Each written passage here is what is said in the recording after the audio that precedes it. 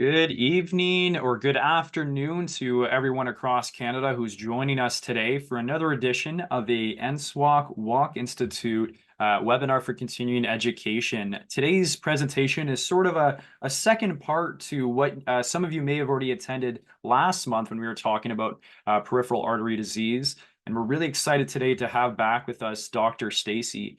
And before I introduce Dr. Stacey, I want to do a quick little housekeeping. Firstly is if you can go ahead and click on that chat button in your Zoom toolbar. I see some people are already starting to do it. Click on that chat bar and let us know where you're tuning in from. My name's Troy, and I'm the Director of Operations for Nurses Specialized in Wound, Ostomy, and Continence Canada, and I'm tuning in from Ottawa here.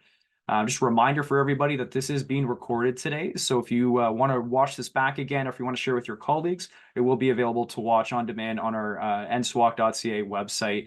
We're also going to be having a Q&A portion at the end of this webinar, so if you do have questions during the course of the presentation, please do use that Q&A tool in your Zoom toolbar. That'll make sure that we can kind of collate them and keep them organized for you.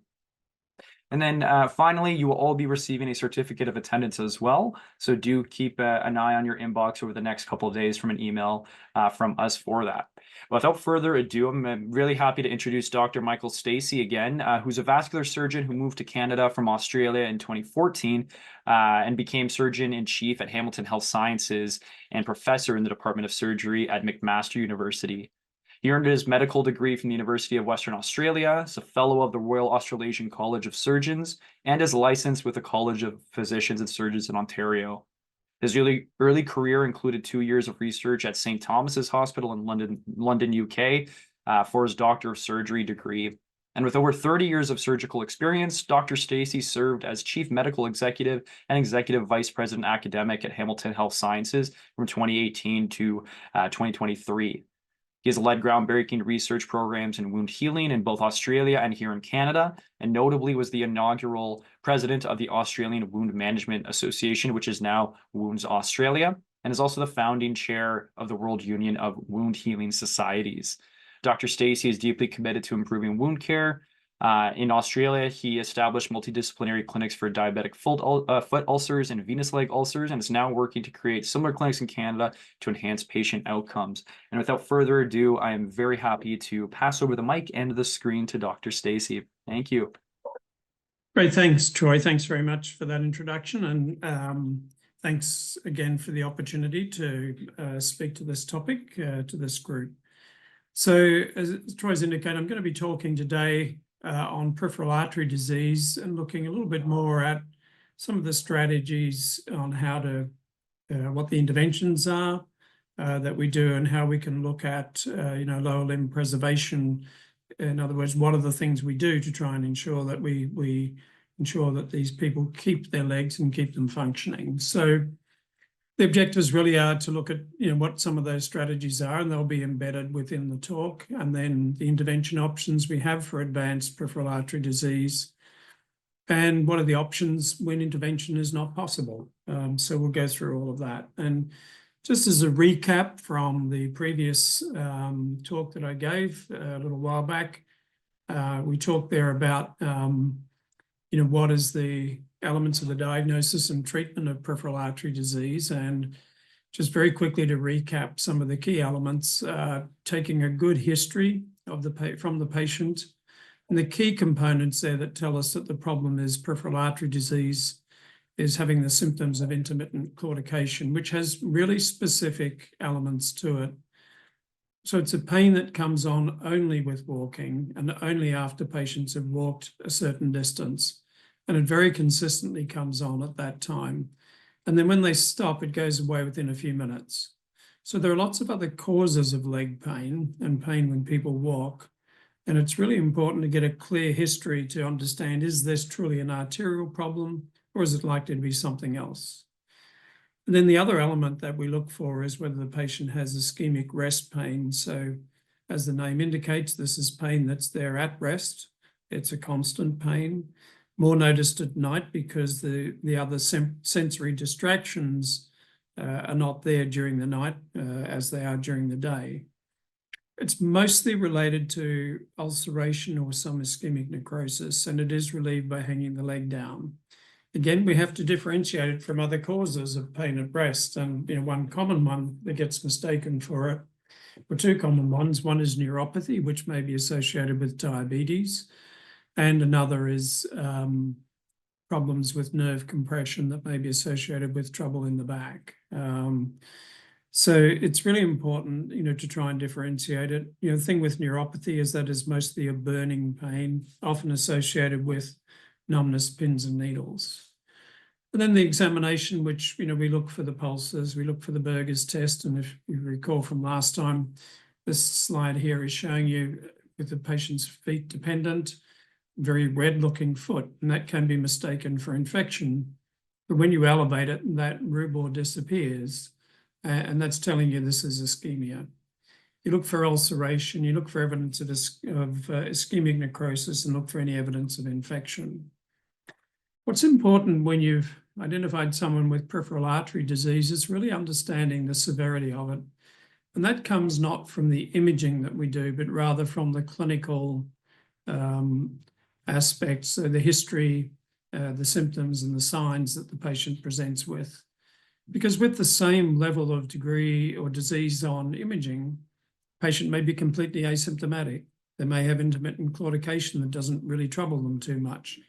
But they may have severe rest pain. They may have significant tissue loss. So it's really the history that gives us a guide as to whether we should be doing something or not for these individual patients. And just quickly, we talked last time about the basic interventions, the blood tests we do, looking for other risk factors, and then looking for the ankle brachial pressure index, which we touched on last time. Duplex scanning is the common test that we do to get more documentation of where the disease is, and ultimately angiography, but that's only for if we're looking at intervening at all.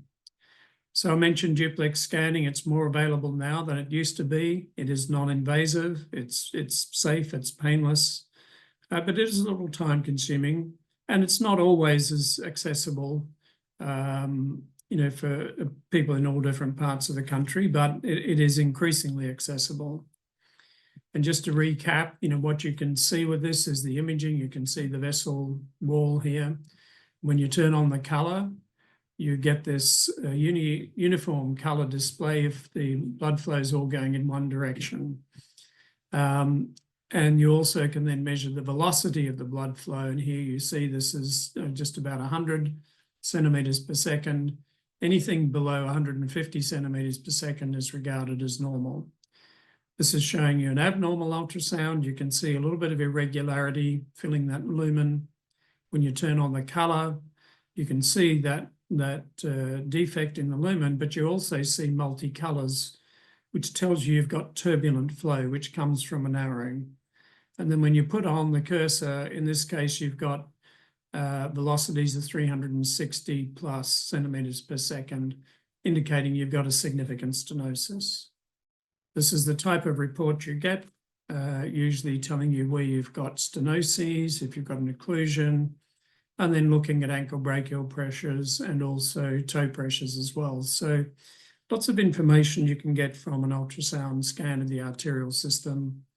And as I mentioned, angiography, which we see some examples here. It might be MR angiography, CT angiography, or digital subtraction angiography. For most diagnostic things, we look at CT angiography or MR angiography, depending on the preference at your particular institution. Digital subtraction angiography is where you've got invasive angiography with catheters in arteries. That's really now limited primarily to when you're doing some sort of intervention. So I talked a lot about diabetic foot ulcers, about ischemic ulcers last time. I want to touch a little bit on diabetic foot ulcers this time, and then we'll go on to what our options are at treating artery disease. And we focus on this because these patients can also have significant artery disease, and often it's that leads to putting their legs at risk. So what do we know about the vascular complications of diabetes? So they can have either small or large vessel disease, and the microvascular complications can affect the nerves, it can affect their eyes, it can affect their kidneys, it can affect their arteries. and also the macrovascular. So they can have other problems with coronary heart disease, with stroke, with peripheral vascular disease, which we've obviously been talking about. The disease is the same as what we see in other people with peripheral artery disease, although the distribution is sometimes a little bit different. Peripheral neuropathy is a very significant issue in patients with diabetes, which I'm sure you're all well aware of. And more than 60% of patients who have diabetic foot ulcers have some form of underlying neuropathy. And really the hypoglycemic state itself is what impacts the nerves. So it disrupts some of the sugars within the nerves, some of which are needed for nerve conduction. And by disrupting it, it decreases the nerve conduction. It can also increase the oxidative stress, which leads to vasoconstriction of the blood vessels that supply the nerves, as well as vasoconstriction in other parts of the body. And the abnormal glycation of nerve cell proteins also disrupts their cellular function. So lots of things related to diabetes impact our nerves' function. The particular features of neuropathy that goes with diabetes, the sensory distribution is normally a glove and stocking distribution. What that means is it's not in the distribution of a nerve or a nerve root. It's really anything distally. So it may be in the hands, it may be in the feet. We see it first in the feet because they're the longest nerves, but it affects, all of the toes. It can come all the way up the leg as well. But there can be motor neuropathy. So the neuropathy can affect some of the small muscles in the first instance, because again, they're the most distal in the feet. And it can also have an autonomic effect, so it impacts the sweat and sebaceous glands, so the skin becomes very dry. The thing about diabetic foot ulcers, which is obviously the part of diabetes that we get concerned about, is that these can be multifactorial. So it may be due to neuropathy primarily. It may be due to artery disease, often in combination with neuropathy. But then also they have a reduced immune response because of the diabetes. So all of that leads to ulcers and ulcers persisting in patients who have diabetes. Maybe just to re-emphasize here at this point, one of the key things with patients with diabetes is prevention. So educating patients to care for their feet, to always wear footwear, to check for any minor trauma or any injuries on their feet is a really key component to trying to prevent significant ulceration and all the sequelae that go with that. It's just showing you, examples of what happens with the motor neuropathy. So if you look at this foot on the left here, you can see the small muscles here have been impacted. And so what happens here is they've gone into a degree of contraction, and you get these contractures in the toes. So what it means is the tops of these toes over these interphalangeal joints are susceptible to pressure and ulceration, but so also the pads, because they're essentially getting more pressure because the toe is not able to move and adjust out of the way. You may not think this is a picture of neuropathy, but that's exactly what this picture is telling us. You can see some callus here. We would commonly see it there over the first MTP joint, but you're seeing it here as well. This is over the third MTP joint. And what's happened here is this transverse arch in the foot has collapsed. This MTP joint is becoming more prominent and getting pressure. And it's collapsed because of the neuropathy, the effect on small muscles, the effect on ligaments, the effect on nerves. And then these are good examples of the peripheral neuropathy, the loss of sensation. So this is a patient who came into our clinic. This is back in Australia. This patient was wearing flip-flops on their feet, had no idea they had this embedded in the sole of their foot. This is the top of a bottle of beer. You can see that's an upside down emu. So that was a bottle of emu bitter beer from Perth in Western Australia. But they had no idea. So you can imagine people walking around with reduced sensation.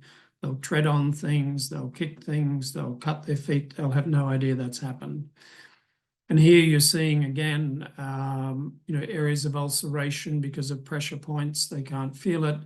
This is another foot with some Charcot's deformity. But they develop calluses. The calluses put pressure and they break the skin underneath. They can't feel that happening. And the other thing to be aware of is these patients actually get retinopathy, so they can't actually see their feet. So they can't see that something's developing. And this was a patient who came to our clinic. First time he knew something was going on when he could smell it. So he couldn't see his feet to see he had obviously initially a callus, then an ulcer, and he's now got exposed bone. So this has gone down into the interphalangeal joint. So certainly neuropathy does lead to significant other problems in these patients. So how do the ulcers start? So as I've already mentioned, they can start from acute trauma. So stepping on a sharp object, cutting their nails is a common thing. Develop ulcers at the areas in the nails where they inadvertently cut the skin. Can be insect bites. Every year we see patients with thermal burns, so they're putting their feet in front of a heater to get them warm in winter without recognizing that they're actually burning the skin. And then chronic trauma, and a common one here is, just wearing shoes that are not appropriately fitting, or getting new shoes and just wearing them out and not realizing it's putting pressure and developing wounds on their feet. So the thing about diabetic foot ulcers, they're located at pressure points. Often, as I said, the patient doesn't feel the pain until they're actually deeper and there is some deeper either infection that actually they can often feel ultimately, but to begin with, they don't feel the pressure on their foot. The ulcers are often punched out. There's often surrounding callus. The foot may be quite warm. So we see this a lot in patients with neuropathy, but no significant artery disease. So they may indeed have good pulses. And they've often got those clawed toes that I showed you on the previous slide. So locations, so diabetic foot ulcers are primarily on the foot. We may see them occasionally on the leg, but they're usually only in combination with other disease such as venous disease or maybe significant arterial disease. But ones that are primarily due to diabetes, they're primarily on the foot. As I mentioned before, they're usually on the pressure points. We often see calluses, clawed toes. We see reduced feeling. And the reduced feeling by the stage that someone gets an ulcer, it's very gross. It's not something you need a monofilament to be able to test and see if it's there. You can actually assess it just by touching the skin with your finger and comparing it to somewhere more proximal up on the thigh, and they notice a very significant difference. And then you may find there's evidence of infection associated with it. It may be exposed bone if it's gone down into bone or joint. And if they have some arterial disease, then there may be tissue necrosis, but sometimes you can get necrosis still with good pulses.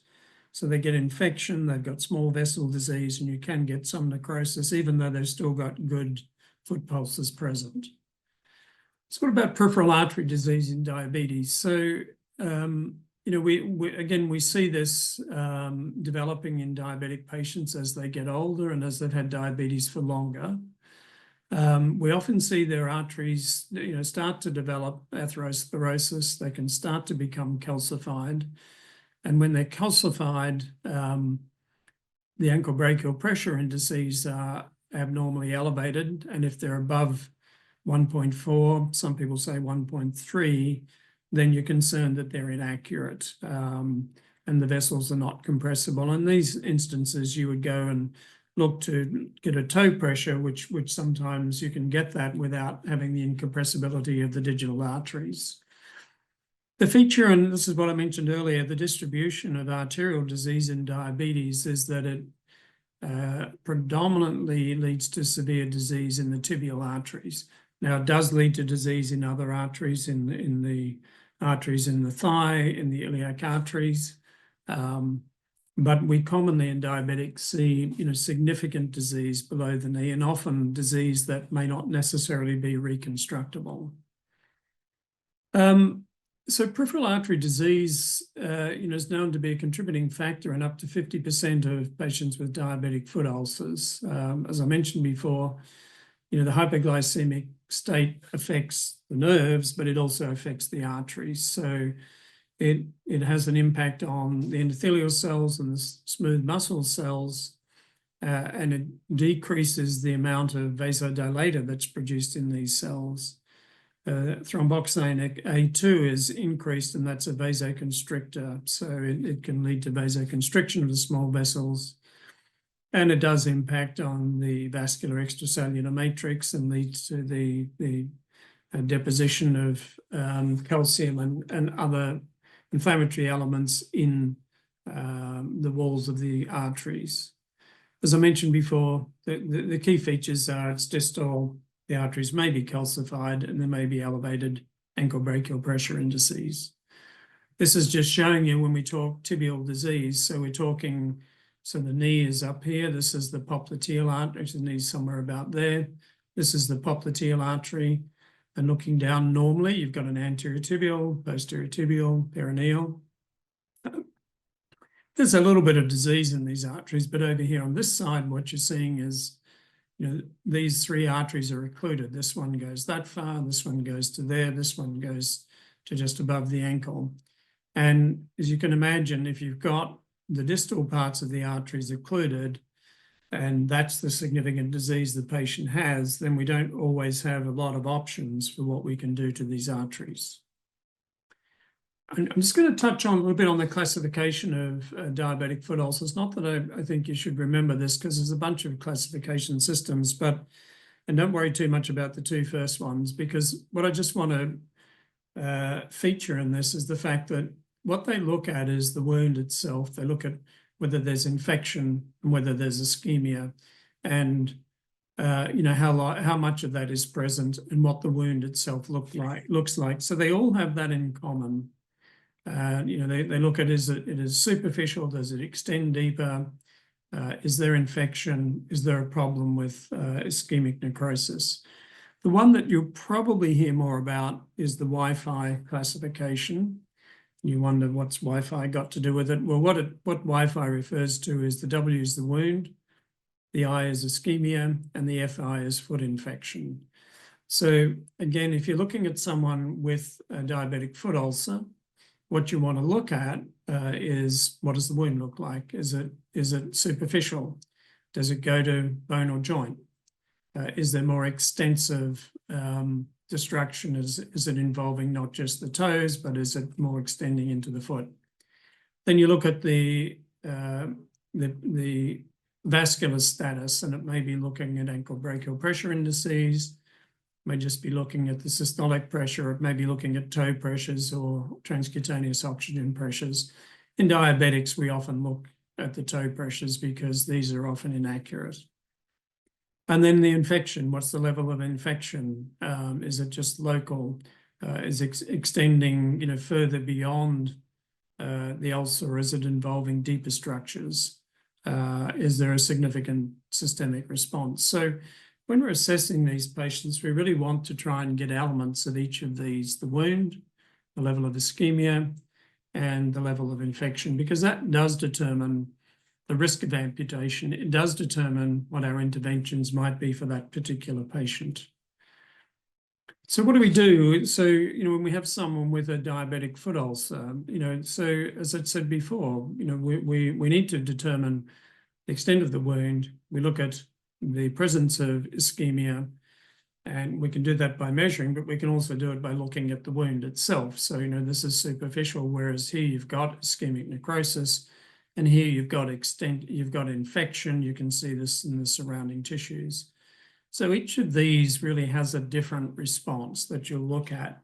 That's why the classification is very helpful, to look at those three elements of the foot and the wound in a person with an ischemia, with a diabetic foot ulcer. So an uncomplicated ulcer, what we do, so there's no significant artery disease, there's no significant infection, it's relatively superficial and is not extending into deep tissues. So what we look at there is debriding the callus. We try and go back to healthy tissue, so get rid of any non-viable tissue. We just use simple dressings, and I won't go into what your dressing types can be, but there are different reasons to use different dressings, to either keep the wound moist, to soak up extra moisture. You may have a need for an antibacterial dressing, anti-biofilm dressing, something that helps a little bit more with the pain. But the key elements, in this sort of situation is to deal with the pressure. And there are two types of pressure. There's a direct pressure, so that's the direct pressure from walking, putting weight on that part of the foot. And there is shearing pressure. So shearing pressure comes from the movement. And the way you can tell the differences between these when you look at them is direct pressure is the wounds are very punched out. Whereas with shearing pressure, they've got clefts. So you can see a cleft going often at the side of the ulcer, going in and under the surrounding skin. And what it's telling you is the skin is moving over the tissues underneath and it starts to cause disruption. So that then determines what pressure relief you have, because if you're looking at direct pressure, then you usually look at some form of orthotic. You may look at rocker bottom shoes just to try and avoid a little bit of the movement, but you're mostly trying to prevent that direct pressure by doing little cutouts with orthotics. If you're trying to deal with shearing pressure, then you want to limit the movement at the ankle and the foot. And here you might use some form of immobilization device, and there are a couple out there, and the final one is a plaster. I'll just go on to these. So CAM walker or controlled ankle movement walker, it's something that does fix the leg, it does essentially fix the ankle, but it also limits movement at the interphalangeal joints and metatarsophalangeal joints. And then you have what's sometimes referred to as a crow boot or Charcot restraint orthotic walker. So this is more for patients with more severe problems, particularly with the Charcot's deformity, where you want to keep things as immobile as possible. It's a very rigid structure with two plastic elements that are held together. And then obviously your ultimate would be to go on to a plaster cast, but these other ones are removable and enable dressings and things to be done more readily. But then what about diabetic foot sepsis? So once again, we see someone with a diabetic wound, they've got some infection, almost always that's associated with pre-existing ulcer, callus, or an area of ischemic necrosis. May not be ischemic necrosis, it just may be that they've got infection related to an ulcer. They can have some tissue necrosis due to very small vessel disease, but not larger vessel diseases.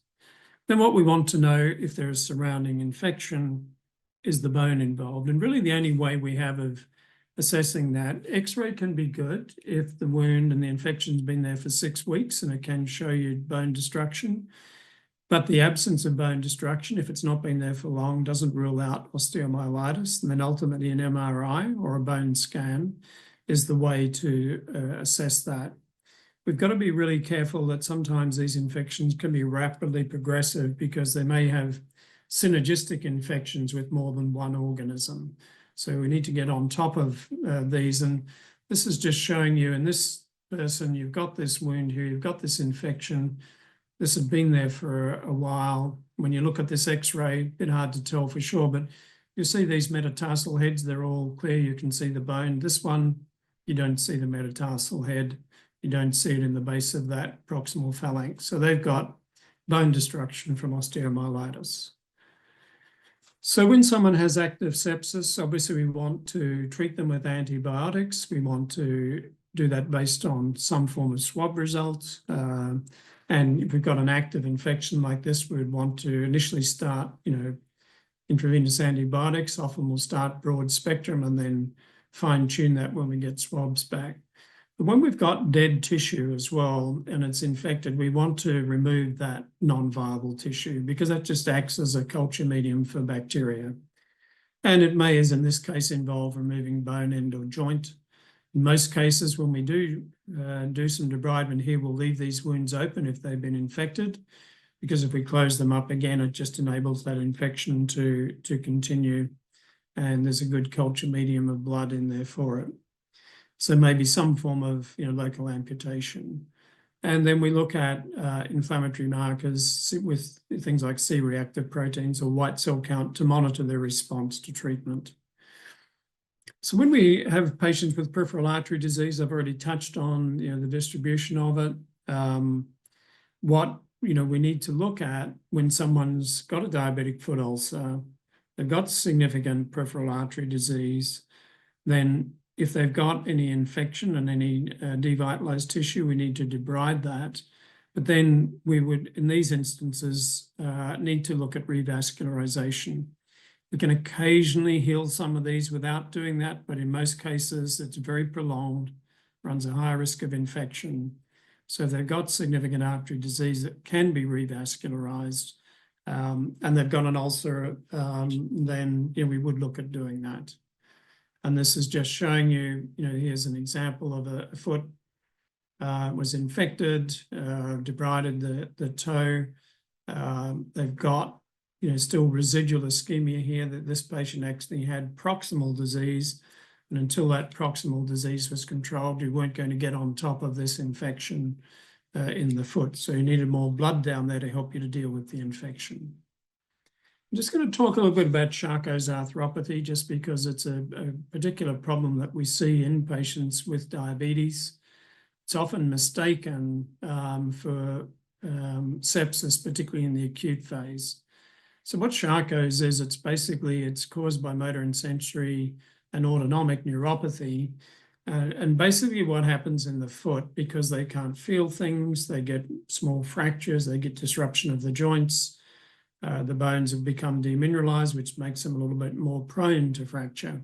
So they get this disruption of the foot.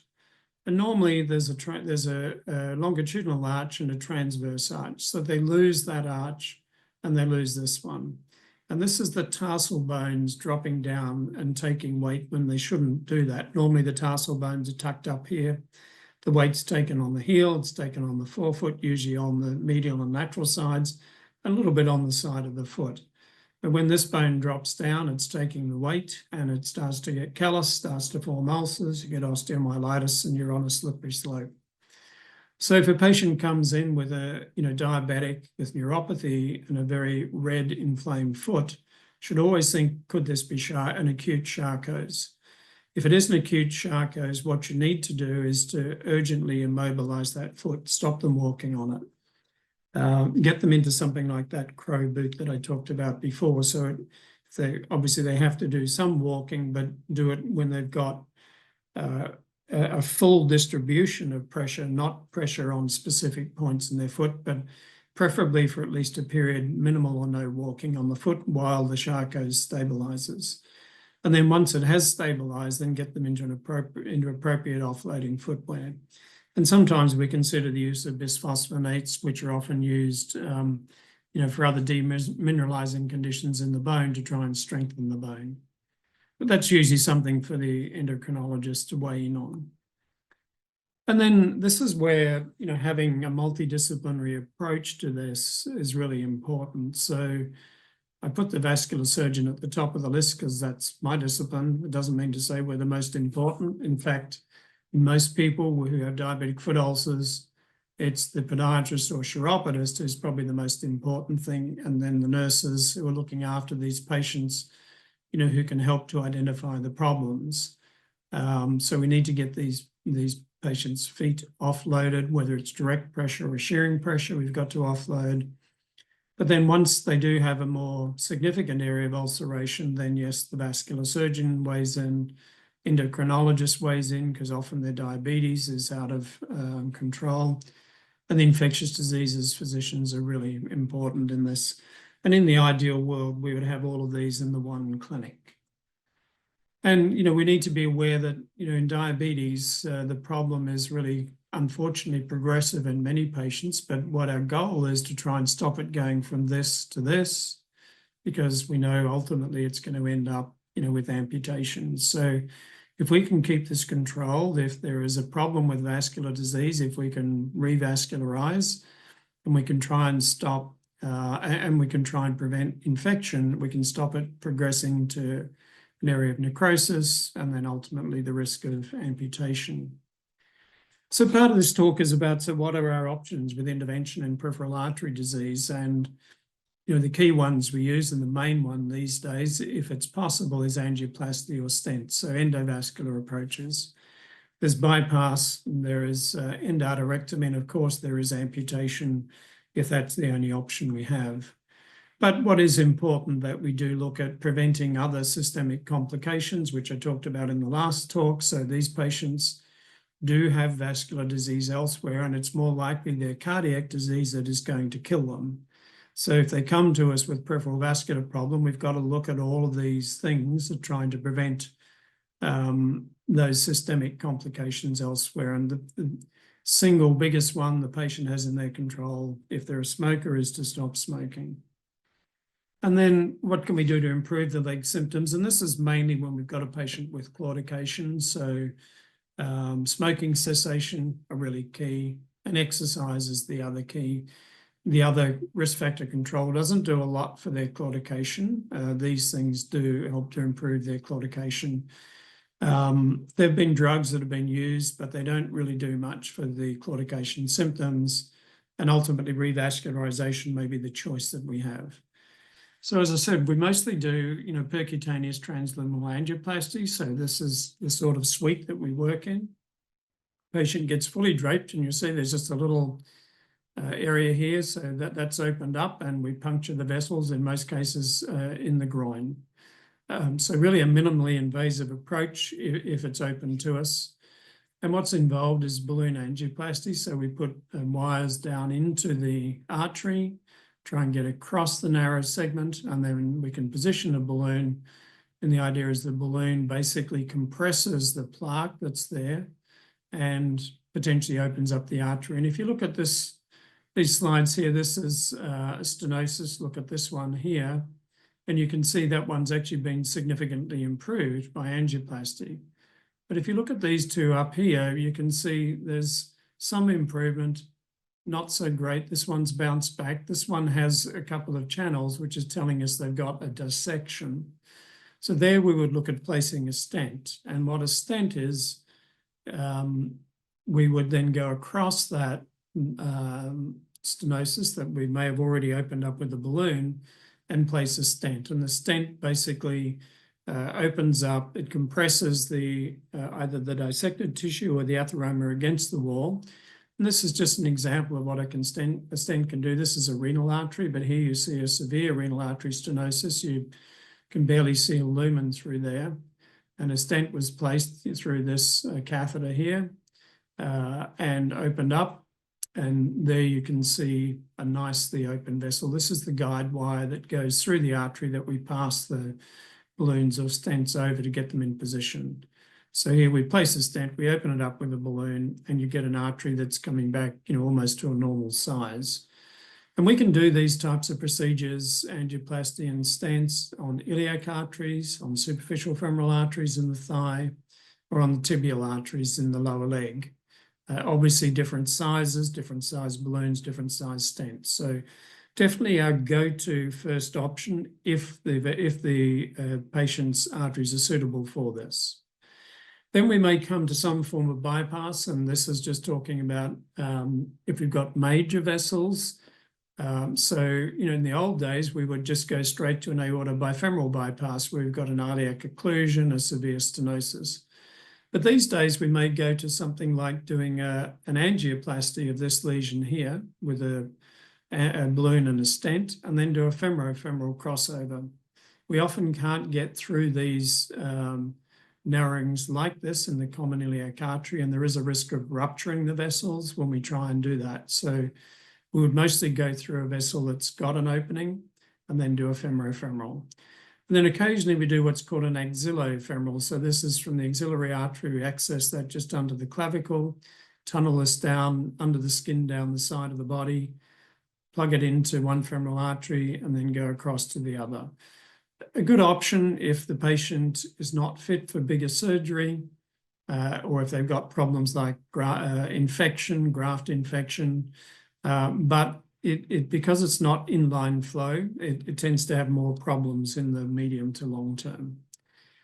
And then you may often hear people talk about infrainguinal bypasses. So this is really when the disease is below the inguinal ligament. So this is the common femoral artery here.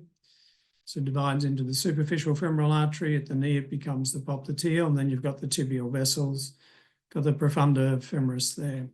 So if you have occlusion in the popliteal artery, we can do a bypass from the common femoral We can put it almost anywhere down the leg. We'll often go to the popliteal above the knee. Sometimes we'll go to the popliteal below the knee. And sometimes we go onto a tibial vessel if there's a disease all the way through these. And we can even take this down to the ankle or the foot if the disease, is very widespread all the way down the leg vessels. This is the type of incision that the patient might end up with. These days, we try and do this with several skip incisions, so an incision in the groin, incision below the knee, and maybe one or two smaller incisions, so we preserve islands of intact skin. Leads to less wound complications, but sometimes we have to do this fully open operation. But a very good operation, we can either do it with the patient's own vein or the greater saphenous vein if it's good enough, or we can use a synthetic graft if needs be. And then the other procedure that we often do is a thing called femoral endarterectomy, and this is really where there's very local disease in the common femoral artery here on each side. So the iliac arteries are in good shape, the vessels below are good, the disease is very focal, and we see this not infrequently. There's very calcified disease at that level. So here we simply open up the artery. We essentially remove that thickened material, which is called the endarterectomy, and then we put a patch of material over the top of that just to open the artery up a little bit more to reduce the risk of restenosis. It's the same type of procedure we do with carotid arteries. But we don't do it in many other locations these days. So really in the lower limbs, primarily femoral. And then of course we have amputations, and the amputations might be limited to toes. There might be the ray amputation, which involves the toe and the metatarsal head, maybe involving the foot. So it could be transmetatarsal. And we don't often do Symes amputations, which are really right through the hind foot. We would mostly go to a below knee or an above knee, and some places you'll see through knee amputations as well. What are the indications for amputation? Well, it's essentially if a patient has uncontrollable sepsis and they have vascular disease that we can't do much about, then we really have not much choice but to go to amputation. If they have extensive tissue loss, in this case, this is right up on the shin. You can see all this tissue's lost. There's really no prospect of, even with adequate revascularization, of salvaging that leg. And sometimes it's just simply for uncontrolled pain. So a patient has severe loss of tissue, and we end up doing it to just simply control their pain. The below knee amputations, as I mentioned, so we go through the tibia and the fibula. We create a posterior flap of muscle and skin and fold that up over to the end of the bone, and looking something like this. This is the more recent, that's an older one they've had. And if we go above knee, we essentially do bivalve incisions, a musculocutaneous flap, anterior and posterior, divide the femur. We can do this at different levels and close that over the end of the femur. In this instance, if patients do go into prostheses, the weight is taken primarily up around the pelvic girdle and so up around the ilium and also around the ischium. And then other amputations,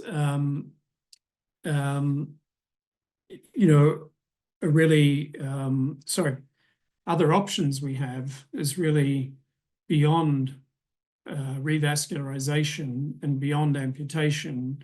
So normally, if a patient has significant ischemia but no intervention possible, or we've exhausted all interventions, or their medical problems prevent the interventions that we might need to do, or if they've got delays, having intervention, we do have some other options now.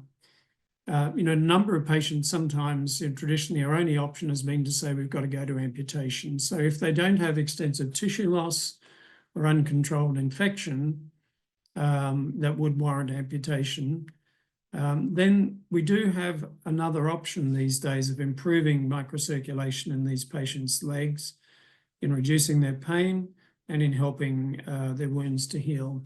And that's using the muscle pump activation device or activating device, commonly, as you would know it, as the Gecko device. So there is good evidence for this in healthy subjects and in patients with artery disease, that using this gecko device, which stimulates the common peroneal nerve on the lateral part of the lower leg, it stimulates contraction within the muscles. There's good evidence that it improves femoral artery and tibial artery blood flow, and not just in healthy subjects, but in people with artery disease. There is an increase in microcirculation as measured by laser Doppler flux on the foot. And there's another way of looking at it with laser spectral contrast imaging. We see that it improves circulation both in the wound and also in the area around the wound. And this is what we see here, where we've got a patient with a wound here. This light area is the increase in circulation that happens with the normal pulsatile blood flow. And this is what happens when we have the muscle pump activating device in place. And with each contraction, you can see there's a much increase in microcirculation, much greater than with the normal blood flow. We see that in the wound bed, but also in the surrounding tissue. When people have measured that, you can see a significant increase in flux, which is the way that the microcirculation is measured with laser Doppler. And also through case studies, we do know that there is certainly evidence on case studies. We don't have any big studies, randomized controlled studies in patients with this end-stage disease. But in case studies, there's certainly good evidence that this can reduce pain. It can increase ulcer healing. So really, we see that as an option for us, and not many vascular surgeons are aware of what can happen with the microcirculation with this muscle pump activating device or the gecko. But we do see that this has a role, and I think there will be more education going out, for vascular surgeons to really understand that this is an option for them.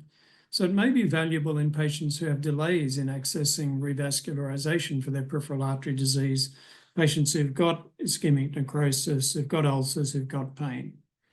They may be on a long wait list, they may need to be medically optimized.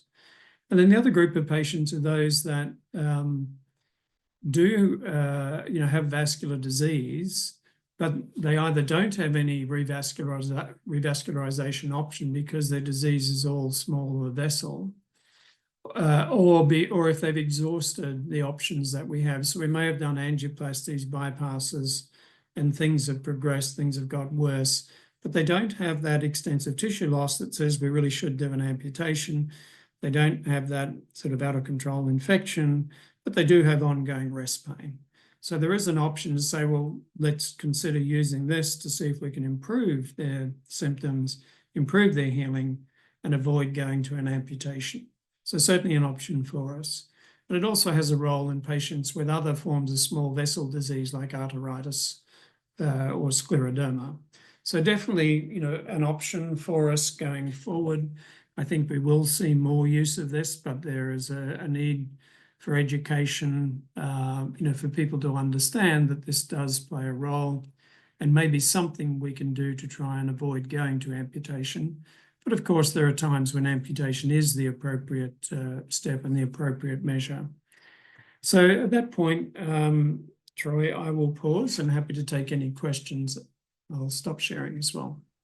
Well, thank you so much for touching on all this here and expanding on what we've discussed over the last session too. We've got some great questions here, and I'll remind everybody else who's in the audience here, if you do have some questions, please do put those in the Q&A box and we'll be happy to get them. Our first question comes from Yvetta here, who is asking whether HIV can contribute to lower limb neuropathy, and if so, what implications it might have for managing patients with PAD. That's a really good question. I'm probably sure, I'm not 100% sure I know the exact answer. I'm fairly sure it does, but I'd have to go back and check up on that. But what I can tell you is that patients who have HIV do have more significant artery problems. Sometimes they can have aneurysms, sometimes they have more occlusive disease. And I do remember when I visited South Africa as a sort of a guest speaker, this was probably 25 years ago. And, going to their vascular wards, they had a lot of patients with HIV who had amputations, young patients with disease that was, very extensive. So it does lead to more significant artery problems. And the good thing, of course, these days is HIV is much more treatable now than it was 25 years ago. So the good thing is we won't see a lot more of it, hopefully. But it certainly can lead to more vascular complications.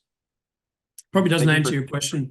I'm not the expert on whether it does affect the nerves or neuropathy. I'm pretty sure it does, but I'd have to reserve my judgment on that. No, that's no problem. Well, thanks for providing some insight either way there. The next question is a bit more broad here. How can clinicians differentiate an arterial wound from other visually similar conditions such as pyoderma gangrenosum or vasculitis, especially when ABI results are above 1? Yeah. So the things about vasculitis, specific things with vasculitis is that it's really disease in the small vessels. And what you see there is often lesions that are very punctate. They often have small area of necrosis. They're not usually on pressure points, which is where they normally are with diabetes or arterial disease. You'll often find them on the legs, on the dorsum of the foot. You may find them on the soles of the feet as well. You can find them in other parts of the body as well, but they often have a little area of necrosis, a surrounding area of blue discoloration, and there are often multiples of them. Pyoderma gangrenosum, a different condition. Again, sometimes a little difficult, for people to arrive at that diagnosis, but in most cases, they will have good arterial supply, but they may have that with poor arterial supply as well. Look, in some parts, people have regarded this as a diagnosis of the desperate or a diagnosis of exclusion. So you exclude all other possible causes. The thing with pyoderma gangrenosum, again, it's usually very circumscribed, whereas arterial disease, you've often got lots of patches. Where pyoderma, it may be just the one patch or just a couple. Very necrotic tissue on the surface, but also underneath, if it's opened up, you'll see a lot of the tissue underneath is also necrotic. And it may also have a sort of a surrounding bluish, non-necrotic, non-ulcerated area. So you've got this blue, almost a purpuric reaction, which is quite different to what you see with artery disease. So it's a little more visual, but then you need to exclude all the other possibilities as well.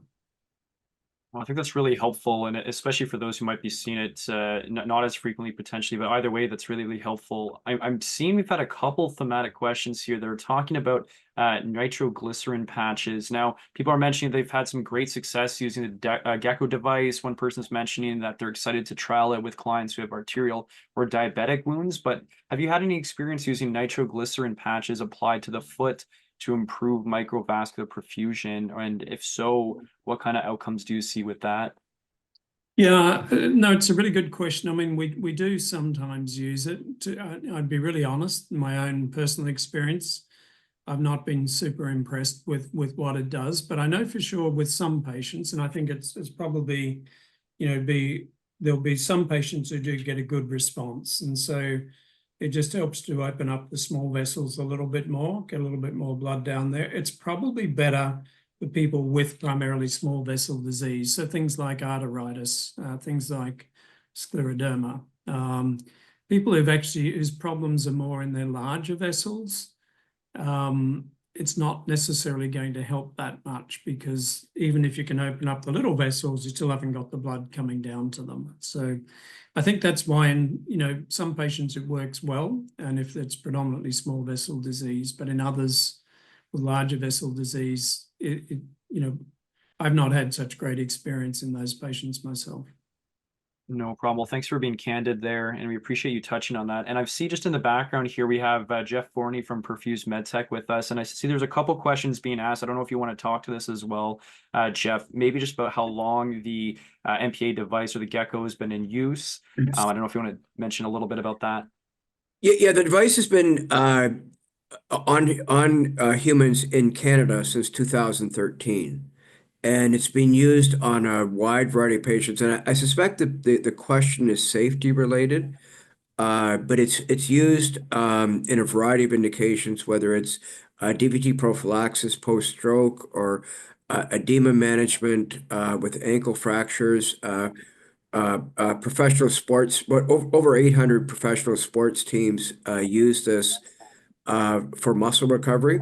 But of course, what we're talking about here is edema management and wound healing. So it has thousands and thousands of patients that have used it, and very safe. The only side effect we've ever seen is a rash formation after several weeks of use with some patients that are very sensitive to adhesives. Well, thank you for touching on that. And we've got some other great questions here about the gecko. Do you mind just touching, either of you here, about whether gecko can be used in for patients with lymphedema and open wounds?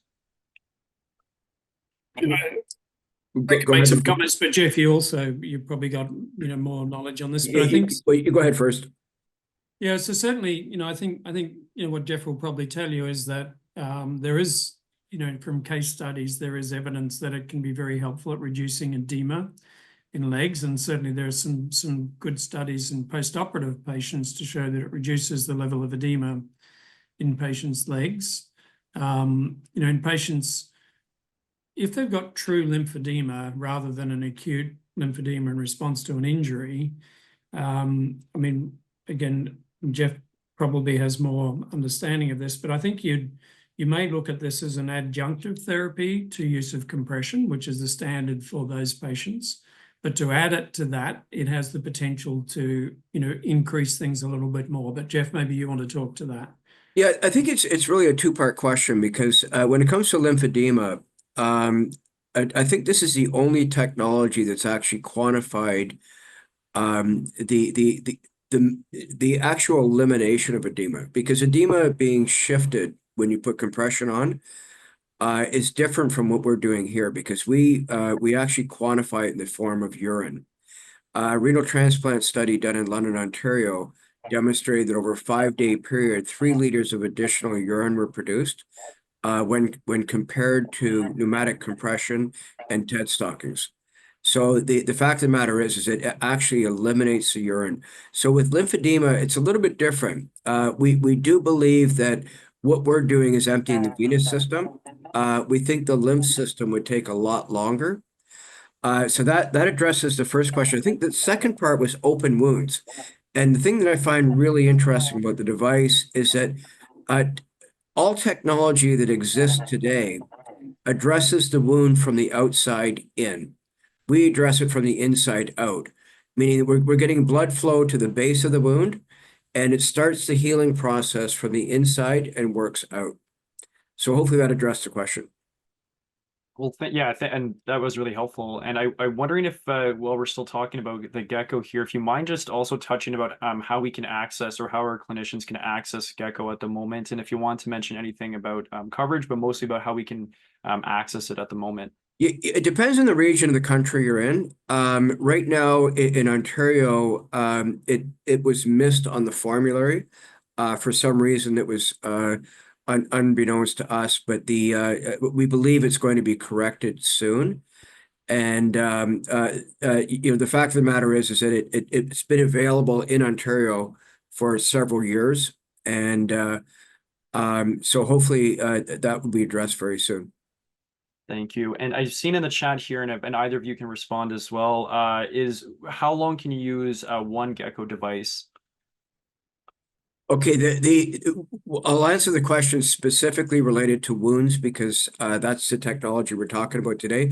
We have a different technology that's used in the hospital, but for wound care, we provide the devices in therapy packs. The therapy packs are for 2 weeks. So each device is good for 2 days, 12 hours each day. And the device generates 60% of the blood flow of continuous walking. So basically each day they're getting the equivalent blood flow of about 6 or 7 hours of walking. So the therapy packs include 7 devices treating the patient for 2 weeks. Thank you. And does it require an order from a physician? It requires no order. It's not a prescription product. However, we strongly recommend that all the healthcare practitioners that are involved in their care are at least aware that the therapy is being involved. Okay, well, thank you for touching on that. That's really helpful. And again, we want to thank Perfuse Medtec for being able to help support this education today. And I'm sure, Jeff, if people have more questions specifically about Gecko, that we can get in touch with you. Again, everyone will be going to be sending a certificate of attendance. So you can either reply to that email or get in touch with, reply to the registration you had for this webinar, and we can get you in touch with Jeff and with Perfuse Medtec. We'll be happy to get you in touch there. I know we're at the hour here. So what I'll do for now is thank Dr. Stacey again for such a fantastic presentation and for continuing to give such great education over the course of this last year. This won't be the last time you see Perfuse Medtec, and hopefully not Dr. Stacey in the future. I'm sure we'll be partnering on some more opportunities in the future in 2025. But for now, we'll thank you all for attending our webinar today, and do stay tuned for a little bit more information as we look to slightly revise and upgrade our webinar series for 2025. So please do reach out to us if you have any other questions. We'll get you in touch. But other than that, we'll say thank you and have a great evening. Great, thanks, Troy, and thanks everyone for attending. I see there's people from all over the country, and I actually had a quick look in the chat. There's actually all over the world. I was going to say Trinidad, Netherlands, everywhere. So Philippines too, I saw. Philippines. That's nice, yeah. Great to see you all. Absolutely. Okay, thank you very much. Have a great Take care. evening. Yeah, cheers. Thank you. Bye-bye.